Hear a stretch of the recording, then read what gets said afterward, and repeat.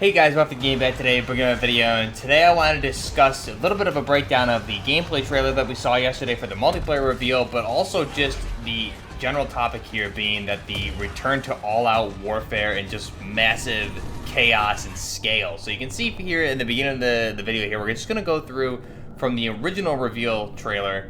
There was this 15-second clip that I picked out, which just clearly defined, this was the definition of Battlefield to me personally, being a longtime fan of the series. And you can see just the utter chaos of this initial clip here, where we have Su-57 being chased by an F-35, or an F-35 being chased by an Su-57. You have at least what I can see to be 2 Apaches on the map. We see the V-22 Osprey on the map, which is now powered by what appears to be jet engines. We just have all this infantry combat, explosions going on everywhere. We have the little bird flying over. And again, to me, this is just the definition of Battlefield and just the chaos that is Battlefield. And really what I love to see in this series. So again, it's really good to see this coming back. And I use this as an example just because being a longtime player of Battlefield series, when Battlefield 1 came out, I played Battlefield 1 and I really did enjoy it for about 5 to 6 months. And then I really got kind of bored because of the timeline. There really wasn't much else to do or to explore. And I went back to Battlefield 4, which I had been playing all the way up to that point of release of Battlefield 1. And just going right back to Battlefield 4, you notice the night and day difference of the gameplay. Just like I said, all-out warfare, chaos, explosions going on all around you, jets flying over, choppers flying over, explosions, tanks, just all-out warfare on a massive scale. It really is the definition of Battlefield, and it's good to see. I'm pretty sure DICE and EA even used that in some of the original press briefings with the stakeholders earlier this year, is just that term all-out warfare, and they weren't wrong. What you can see in that 15-second clip translates perfectly into the multiplayer gameplay reveal, which we saw yesterday on June 13th, 2021. And again, we see all-out warfare on a massive scale, truly. So I guess pun intended there, because 128 players, the maps are far larger than anything we've ever seen in the Battlefield series. And just some things that you can really see throughout the trailer that I know a lot of people have touched on, so I won't get too into some of the other content that other creators have mentioned and gone very in-depth with. But like we said, all-out war, massive scale. The graphics themselves is one thing that I think this looks like the gameplay was filmed on Xbox or recorded on the new Xbox series for next-gen consoles, and the graphics look amazing. So I think these are better graphics than we've really seen from any first-person shooter on the consoles to date, that even being better than Call of Duty Modern Warfare and Warzone. They appear to be far superior to me, and especially with the scale of the game itself, it's very impressive to see, especially with the Frostbite engine. The Frostbite engine is far superior as far as everything that it can do and encompass within the gameplay itself than what you'll see in any other FPS shooters to date, I believe, and in my opinion. So the graphics look amazing for a modernish near-future shooter. And again, going back to scale, the flags, it looks like we're seeing Conquest gameplay. And the new thing with Conquest, instead of just having one flags, you have sectors of flags. So that you'll have what it looks to be, there's some shots of the trailer here you can see. It looks like A1, A2, A3. You'll see a tank capturing a flag called C1. So there's going to be multiple different flags to control a sector because the map is so big. And this really works really, really well. You won't have the same choke points that you'll have over maybe fighting over a B flag or a C flag on some of the maps, where it's just basically a meat grinder and you kind of get stalled with the enemy team not able to push on some of the maps. So I think this is a really good solution, especially given the scale of the game.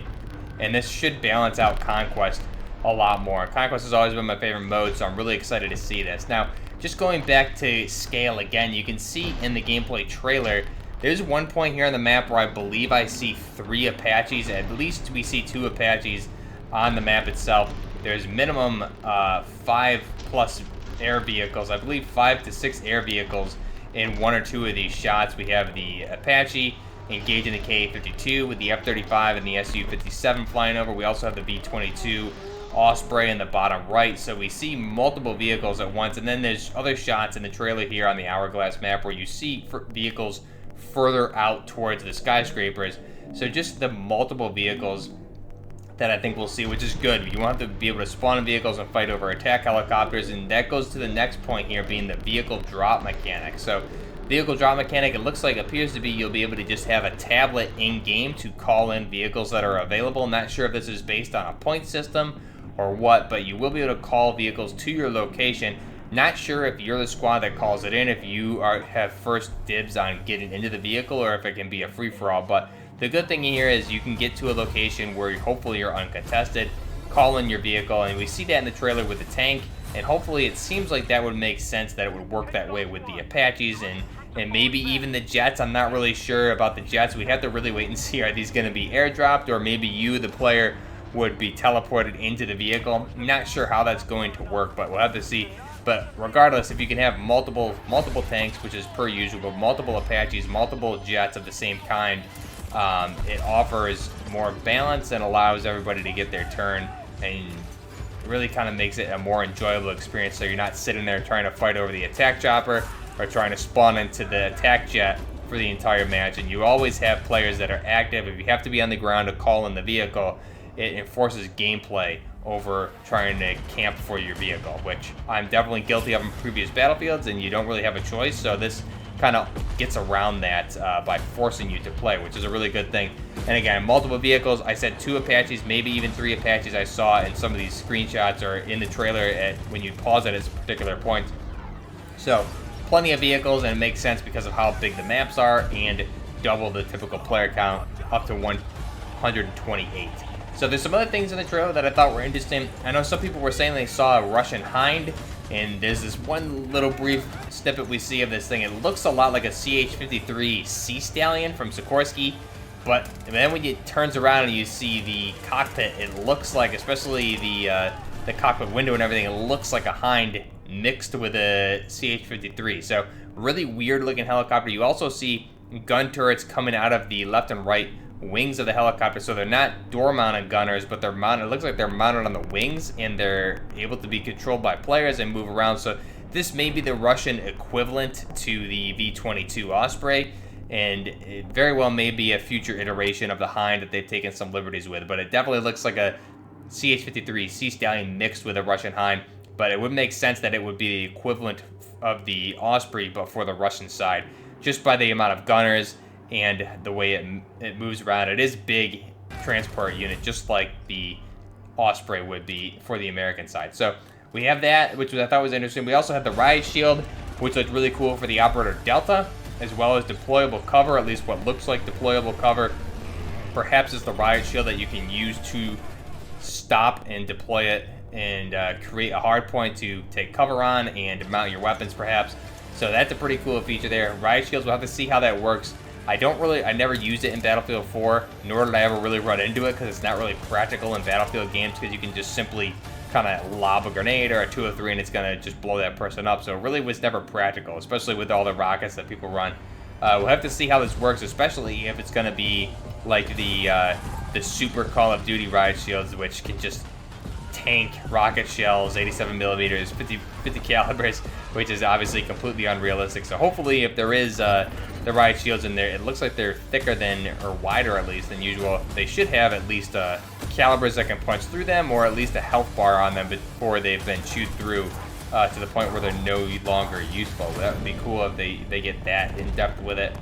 Another cool thing is attrition is obviously gone. So you see with all the vehicles that you have the infinite ammo counter there. So no need to go back like in Battlefield 5 to go back to resupply your vehicles and then drive all the way back into the fight. And that makes sense, obviously, going back to the Battlefield 3 and 4 inspiration, but also with the scale of the maps being so large, it wouldn't make sense with these enormous maps to have to drive all the way back to a flag or all the way back to a spawn.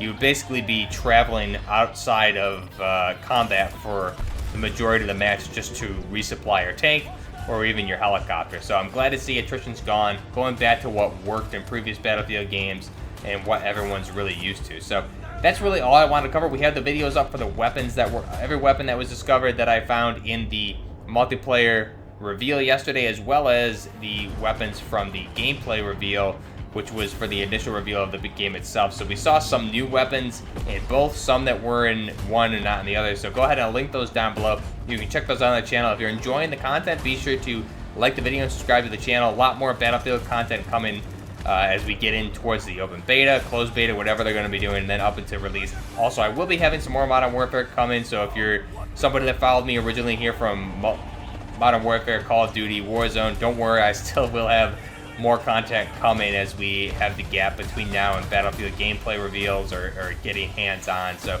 we will be doing more of that, more conversions, more movie weapon loadouts, things like that, including Warzone. So definitely we'll have more of that coming here on the channel. Let me know down below what you guys think of Battlefield. What do you think of the return to all-out warfare? And until next time, this is Buffering Gaming, out.